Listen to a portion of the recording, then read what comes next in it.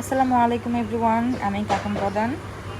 এখন যেহেতু ঈদ চলছে, যারা যারা কুরবানি দিয়েছে সবার বাসায় মাংস আছে, আর সবাই নিশ্চয়ই মাংস খেতে খেতে খুবই বিরক্ত।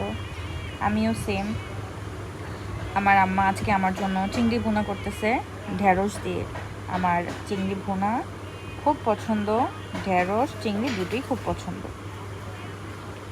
যারা যারা আমার চ্যানেলটি দেখতেছেন সবাই দয়া করে সাবস্ক্রাইব করে দিবেন, আর আমার ভিডিওটি দেখার জন্য সবাইকে ধন্যবাদ।